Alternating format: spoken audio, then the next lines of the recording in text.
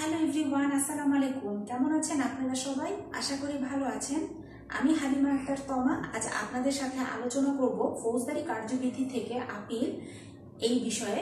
তো আমাদের ফৌজদারি কার্যবিধির ধারা 404 থেকে শুরু করে ধারা 431 পর্যন্ত আপিল সম্পর্কে বলা আছে। তো আজকের ক্লাসটি হলো পার্ট 1। চলুন মূল ধারার মূল আলোচনার দিকে এগোনো যাক। প্রথমে ধারা 404, এখানে বলা আছে যে কোন আপিল চলবে না।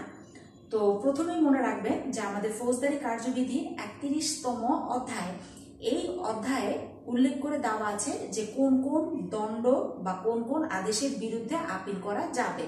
এখন এই ফৌজদারি কার্যবিধির 31তম অধ্যায়, এই অধ্যায়ে যেই আপিল উল্লেখ করা নাই এবং অন্য কোনো বলবৎ আইনে যেই আপিল সম্পর্কে উল্লেখ করা নাই, উক্ত আপিল কখনোই দায়ের করা যাবে না। এই হলো ধারা 404। এবারে চলে যাই পরবর্তী ধারা 405। এখানে বলা আছে ক্রয়কৃত সম্পত্তি পুনরুদ্ধারের আবেদন নাকচ হলে আপিল। অর্থাৎ আমাদের ফৌজদারি কার্যবিধির 89 ধারা অনুযায়ী যদি এই ক্রয়কৃত সম্পত্তি পুনরুদ্ধারের জন্য যে আবেদন করা হয়েছে সেটা যদি নাকচ হয়, তাহলে যেটা হবে যে আপিল আদালতের নিকট আপিল দায়ের করা যাবে।